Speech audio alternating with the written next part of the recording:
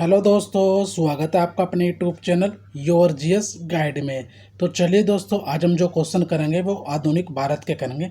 इससे पहले हमने आपको यहाँ पर जितने भी पीवाईक्यू क्वेश्चन है वो प्राचीन भारत और मध्यकालीन भारत के क्वेश्चन आपको प्रोवाइड करा दिए हैं, और जितने भी क्वेश्चन बनते हैं वो सारे इम्पोर्टेंट हैं। तो आज देखते हैं भारत में यूरोपीय कंपनियों का आगमन किस प्रकार होता है, और उसी के बेस पर जितने भी क्वेश्चन हैं वो सभी इम्पोर्टेंट हैं और आने वाले एग्जाम में आप सभी को सीधा सीधा देखने को मिलेंगे। तो चलते हैं क्वेश्चन नंबर फर्स्ट की ओर। सूची 1 को सूची सेकंड से सम्मिलित कीजिए। कुछ सूची फर्स्ट दी गई है जिसमें यूरोपीय व्यापारिक कंपनियां हैं और उनकी स्थापना वर्ष है। तो देखेंगे किस कंपनी की स्थापना किस वर्ष की गई थी। आप सभी को पता है सबसे पहले भारत में पुर्तगाल आया था, यानी कि पुर्तगाली ईस्ट इंडिया कंपनी की जो ये कब आई थी भारत में, मतलब इसकी स्थापना जो हुई थी 1498 में हुई थी। और फिर ब्रिटिश ईस्ट इंडिया कंपनी की स्थापना 1600 ईस्वी में, और डच ईस्ट यानी कि डच जो है ईस्ट इंडिया कंपनी 1602 में, और जो फ्रेंच ईस्ट इंडिया कंपनी 1664 में इसकी स्थापना की गई थी। देखते हैं किस में मिलता है। तो इसका जो राइट आंसर हो जाएगा ऑप्शन नंबर ए, इसका एकदम करेक्ट आंसर हो जाएगा। आगे क्वेश्चन की तरफ चलेंगे। अगले क्वेश्चन भी थोड़ा सेम ही है। सूची 1 को सूची सेकंड के साथ सम्मिलित करेंगे। देखेंगे सूची फर्स्ट में क्या है, यूरोपीय व्यापारिक जो कंपनी है, और बाकी सूची सेकंड में क्या है, इनके जो मुख्यालय है। ऐसे भी क्वेश्चन कई बार परीक्षा में पूछे जाते हैं। तो इस पर ये इसका देखेंगे क्या आंसर हो जाएगा। तो देखेंगे पुर्तगाली ईस्ट इंडिया कंपनी, जिसका वो था क्या, मतलब कि इसका जो मुख्यालय था वो कहाँ पर था। तो देखेंगे इसका जो मुख्यालय था वो हो जाएगा कहाँ पर, गोवा में था। और जो ब्रिटिश का था वो कलकत्ता में था, और डच का था नागपट्टनम, और फ्रेंच ईस्ट इंडिया कंपनी का पुदुचेरी में था। यानी ए का 1, बी का 2, सी का 3, डी का 4 हो जाएगा।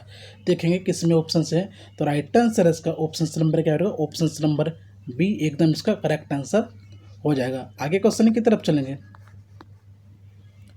निम्न में से किस किस यूरोपीय व्यापारिक कंपनियों का मध्यकाल में भारत में आगमन हुआ है। तो देखें किस किस का हुआ था।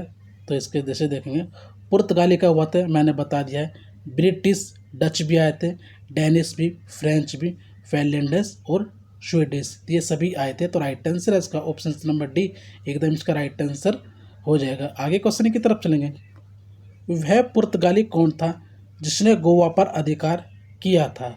तो कौन हो जाएगा। तो राइट आंसर है इसका ऑप्शन नंबर बी, अल्फ्रांसो डी अल्बुर्क इसका राइट आंसर हो जाएगा। आगे क्वेश्चन की तरफ चलेंगे। भारत में ईस्ट इंडिया कंपनी का पहला गवर्नर जनरल कौन था। तो राइट आंसर है इसका option number C, Warren Hastings East India Company में भारत का पहला गवर्नर जनरल था। आगे क्वेश्चन की तरफ चलेंगे। निम्नलिखित में किस यूरोपीय ने भारत में सबसे पहले अपना व्यापार फैलाया और प्रभावित किया। तो राइट आंसर इसका ऑप्शन नंबर डी, पुर्तगाली। आप सभी को पता है भारत में किस वर्ष आए थे, 14 मई 1498 को, और फिर 1502 में फिर दोबारा आए। तो ये भी आपको याद रखना है। आगे क्वेश्चन की तरफ चलेंगे। वर्ष 1498 ईस्वी में वास्को डी गामा भारत में कहीं उतरा था, मतलब कि कहाँ पर ये उतरा था। तो राइट आंसर इसका ऑप्शन नंबर क्या, ऑप्शन नंबर भी केरल के कालीकट में उतरा था, और जहाँ राजा जमुरी ने इसका स्वागत किया था। तो आपको ये भी याद रखना है। आगे क्वेश्चन की तरफ चलेंगे। वास्को डी गामा कहाँ का रहने वाला था। तो राइट आंसर है ऑप्शन नंबर है, ये पुर्तगाल का रहने वाला था। आगे क्वेश्चन की तरफ चलेंगे। वह अंग्रेज जिसने सम्राट जहांगीर के दरबार में आकर भेंट किया था। तो राइट आंसर इसका ऑप्शन नंबर है, सर टॉमस रॉय। किस वर्ष आया था, 1600 ईस्वी में आया था। ये सभी आपको याद रखना है। आगे क्वेश्चन की तरफ चलेंगे। गोवा, दमन और दीव का उपनिवेशीकरण मूल्यतः किया गया था। तो किसके द्वारा किया गया था। राइट आंसर है ऑप्शन नंबर डी, पुर्तगालियों द्वारा किया गया था। आगे क्वेश्चन की तरफ चलेंगे। अल्बुकर्क ने गोवा को 1510 में किससे छीना। तो किससे छीना था। तो राइट आंसर है ऑप्शन नंबर बी, बीजापुर के सुल्तान से ये गोवा छीना था। आगे क्वेश्चन की तरफ चलेंगे। भारत में एक समुद्री मार्ग की खोज की गई थी। तो ये किसके द्वारा की गई थी। तो राइट आंसर है ऑप्शन नंबर सी, पुर्तगालियों द्वारा भारत में समुद्री मार्ग की खोज की गई थी। आगे क्वेश्चन की तरफ चलेंगे। ब्रिटिशों ने भारत में सूरत में अपनी पहली फैक्ट्री स्थापित करने की अनुमति निम्नलिखित में किससे प्राप्त की थी। तो किससे प्राप्त की थी। तो राइट आंसर है ऑप्शन नंबर बी, जहांगीर से प्राप्त की थी। आगे क्वेश्चन की तरफ चलेंगे। भारत के समुद्री मार्ग की खोज किसने की थी? तो किसके द्वारा की गई थी? तो राइट आंसर है option number C, Vasco da Gama द्वारा की गई थी। आगे क्वेश्चन की तरफ चलेंगे, वेरी वेरी इंपॉर्टेंट। तृतीय कर्नाटक युद्ध की समाप्ति किस संधि से हुई? तो किस संधि से हुई थी? तो राइट आंसर है इसका ऑप्शन नंबर ए, पेरिस की संधि से तृतीय कर्नाटक युद्ध की समाप्ति हुई थी। आगे क्वेश्चन की तरफ चलेंगे, देखते हैं। पुर्तगाली व्यापारिक कंपनी के भारत का आगमन का सर्व प्रमुख उद्देश्य क्या था? तो इसका क्या उद्देश्य था? तो राइट आंसर है ऑप्शन नंबर ए, काली मिर्च व अन्य मसालों के व्यापार का एकाधिकार प्राप्त करना, यह इसका उद्देश्य था। यानी option number A right answer इसका हो जाएगा। आगे क्वेश्चन की तरफ चलेंगे। 17 मई 1498 ईस्वी को वास्को डी गामा कालीकट में उतरा, जो तो किसने उसका स्वागत किया था? तो किसने किया था? तो राइट आंसर है ऑप्शन नंबर ए, कालीकट के राजा जमोरिन ने वास्को डी गामा का स्वागत किया था। आगे क्वेश्चन की तरफ चलेंगे। पुर्तगालियों ने भारत में सर्वप्रथम कहाँ फैक्ट्री स्थापित की थी? तो राइट आंसर है इसका ऑप्शन नंबर सी, पुलिकट में ये स्थापना की गई थी। आगे क्वेश्चन की तरफ चलेंगे दोस्तों। 1717 ईस्वी में निम्नलिखित में कौन से मुगल सम्राट ने अंग्रेजों की ईस्ट इंडिया कंपनी को भारत में व्यापार पर विशेषाधिकार प्रदान करने का फरमान जारी किया था? तो राइट आंसर इसका ऑप्शन नंबर डी, देखते हैं कौन है। ऑप्शन नंबर कौन था? फर्रुख सियर, ये इसका राइट आंसर हो जाएगा। आगे क्वेश्चन की तरफ चलेंगे, वेरी वेरी इंपॉर्टेंट। ब्रिटिश के साथ वेसेन की संधि निम्नलिखित पेशवाओं में से किसने की थी? तो किसके द्वारा की गई थी? तो राइट आंसर है ऑप्शन नंबर डी, बाजीराव द्वितीय ने संधि की थी। आगे क्वेश्चन की तरफ चलेंगे।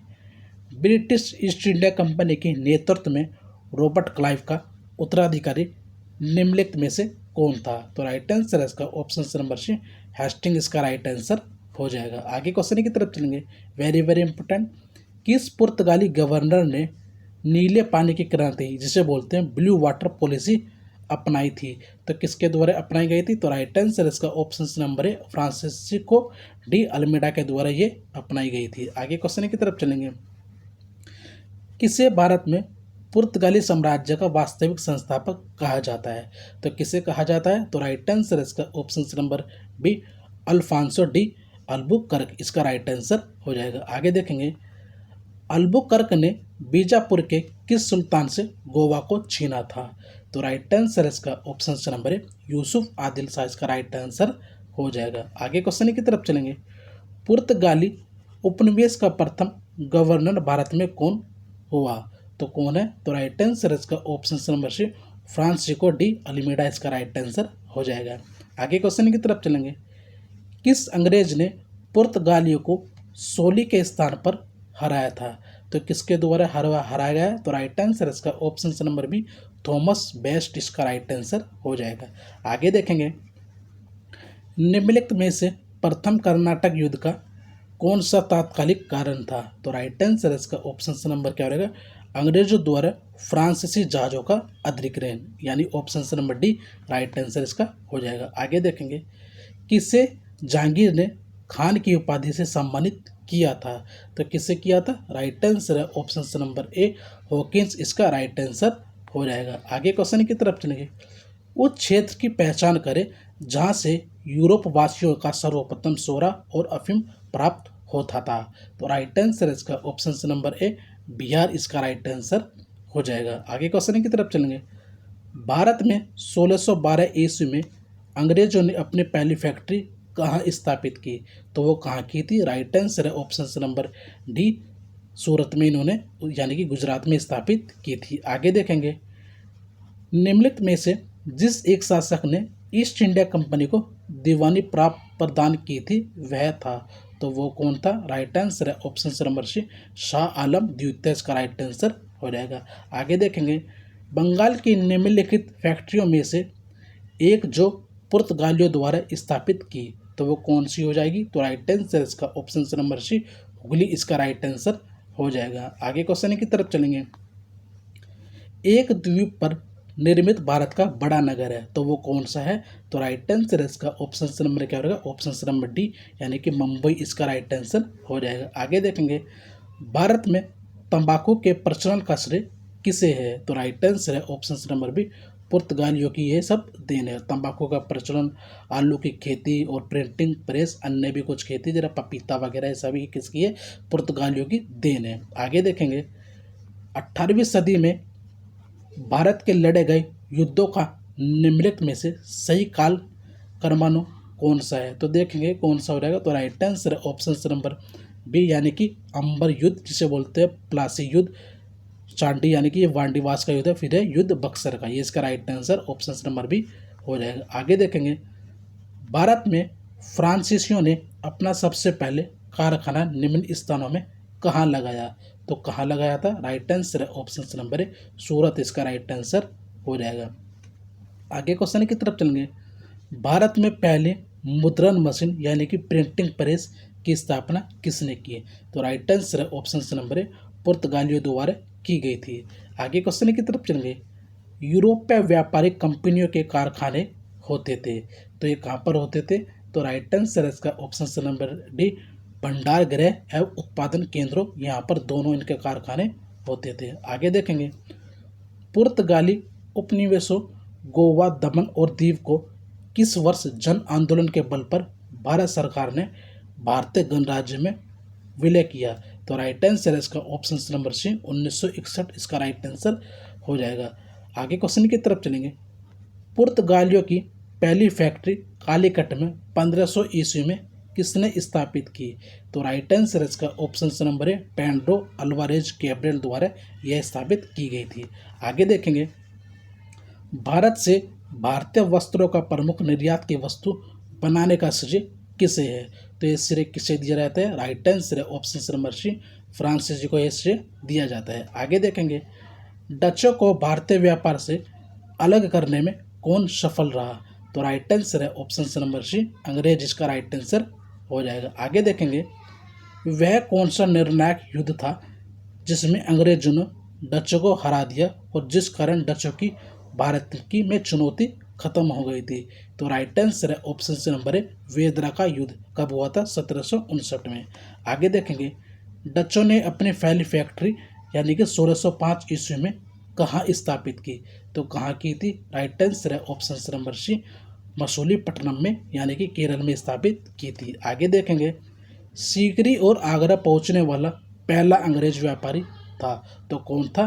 राइट आंसर है ऑप्शन नंबर रोफल फ्रेंच, जो अकबर के समय भारत आया था। आगे देखेंगे 31 दिसंबर 1600 को किसने एक रॉयल चार्टर जारी कर ब्रिटिश ईस्ट इंडिया कंपनी को पूर्वी देशों के साथ व्यापार करने का एकमात्र अधिकार दिया? तो किसके द्वारा दिया गया था? तो राइट आंसर है ऑप्शन नंबर है, रानी एलिजाबेथ प्रथम द्वारा दिया गया था। आगे देखेंगे ब्रिटिश ईस्ट इंडिया कंपनी का प्रथम गवर्नर कौन था? तो कौन हो जाएगा? राइट आंसर है ऑप्शन नंबर है, टॉमस स्माइथ इसका राइट आंसर हो जाएगा। आगे देखेंगे कैप्टन विलियम हॉकिंस किस जहाज से भारत पहुंचा? Very very important. तो राइट आंसर है इसका ऑप्शन नंबर है, हेक्टर इसका राइट आंसर हो जाएगा। आगे देखेंगे किस मुगल बादशाह ने 6 फरवरी 1613 को एक फरमान जारी का अंग्रेजों को सूरत में एक स्थायी कोठी खोलने की अनुमति दी?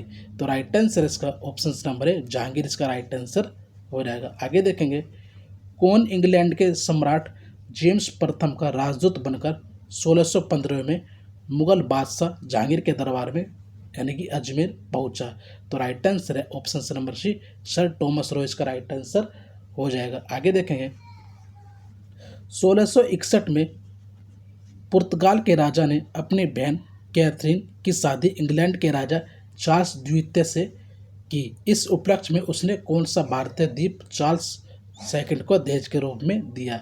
तो राइट आंसर इसका ऑप्शन नंबर बी, बम्बई इसका राइट आंसर हो जाएगा। आगे देखेंगे 1639 ईस्वी में अंग्रेज फ्रांसीसी डे ने कहाँ के शासक से मद्रास को पट्टा पर लिया और वहाँ एक किलाबंदी कोठी बनाई? तो राइट आंसर इसका ऑप्शन नंबर है, चंद्रगिरी के राजा इसका राइट आंसर हो जाएगा। आगे देखेंगे अंग्रेजों ने पूर्वी भारत में पहली बार उड़ीसा में महानदी के मुहाने पर हरिहरपुर बालासोर एवं पीपली में फैक्ट्रियाँ स्थापित की थी। तो ये कब की थी? तो राइट आंसर इसका ऑप्शन नंबर ए 1633 ईस्वी में स्थापित की थी। आगे देखेंगे, किस बादशाह के आदेश पर मुगल सेना ने 1686 ईस्वी में मुगली पर आक्रमण कर अंग्रेजों को बाहर निकाला? तो राइट आंसर इसका ऑप्शन नंबर ए औरंगजेब इसका राइट आंसर हो जाएगा। आगे क्वेश्चन की तरफ चलेंगे, किस मुगल बादशाह ने अंग्रेजों से 1-1/2 लाख रुपए मुआवजा के तौर पर वसूल किए? तो राइट आंसर इसका ऑप्शन नंबर कह रहा है ऑप्शन नंबर सी औरंगजेब इसका राइट आंसर हो जाएगा। आगे देखेंगे, अंग्रेजों ने सुल्तानाती कलिकता एवं गोविंदपुरी की जमींदारी कितने में खरीदी? तो राइट आंसर इसका ऑप्शन नंबर है 1200 रुपये में इसका राइट आंसर हो जाएगा। आगे क्वेश्चन की तरफ चलेंगे, निम्न में से कौन अंग्रेज जहांगीर के समय में भारत नहीं आया? वेरी वेरी इंपॉर्टेंट है। तो कौन नहीं आया था? राइट आंसर है ऑप्शन नंबर डी रॉफल फिंच। और ये किसके समय आया था? ये अकबर के समय आया था। और अकबर का टाइम पीरियड कब से कब था? 1556 से 1605। बाकी Williams Hawkins, sir Thomas Roe और फादर एडवर्ड टेरी ये किसके समय? जहांगीर के समय आया था। आपको याद रखना है। आगे देखेंगे, फ्रांसीसियों को चंद्रनगर बस्ती यानी कि चंद्रनगर की जो बस्ती थी वो किसने भेंट की?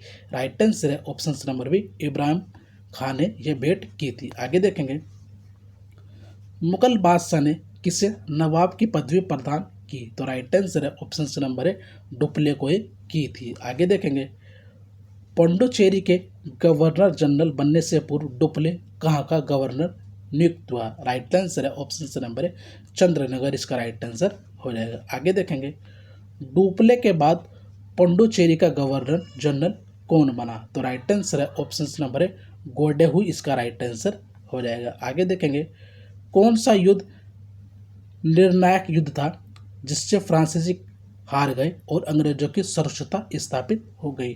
तो राइट आंसर इसका ऑप्शन नंबर हो जाएगा ऑप्शन नंबर है वानडिवास का युद्ध 1760 में हुआ था। यह भी आपको याद रखना है। आगे देखेंगे, कौन सा युद्ध यूरोपीय आंग्ल फ्रांसीसी युद्ध का विस्तार नहीं था? तो राइट आंसर इसका ऑप्शन नंबर बी द्वितीय कर्नाटक युद्ध। Very very important. कब हुआ था? 1749 से 1754। तो ये डेट भी आपको याद रखनी है। आगे क्वेश्चन की तरफ चलेंगे, प्रथम कर्नाटक युद्ध की समाप्ति किस संधि से हुई?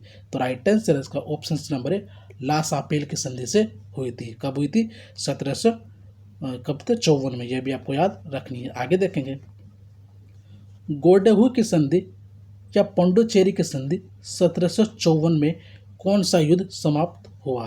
तो राइट आंसर इसका ऑप्शन नंबर बी द्वितीय कर्नाटक युद्ध। आपको याद रखना है। आगे देखेंगे, वानडिवास के युद्ध 1760 में अंग्रेजों का नेतृत्व किसने किया था? तो किसके द्वारा किया गया था? राइट आंसर है ऑप्शन नंबर है सर अय्यरकोट द्वारा यह नेतृत्व किया गया था। आगे देखेंगे, कर्नाटक का तृतीय युद्ध किस संधि के फलस्वरूप समाप्त हुआ था? तो राइट आंसर इसका कब है? तो राइट आंसर इसका ऑप्शन नंबर सी पेरिस की संधि इसका राइट आंसर हो जाएगा। आगे देखेंगे, फ्रांस की सरकार ने किस वर्ष भारत स्थित फ्रांसीसी बस्तियों का अधिकार भारत सरकार को सौंप दिया?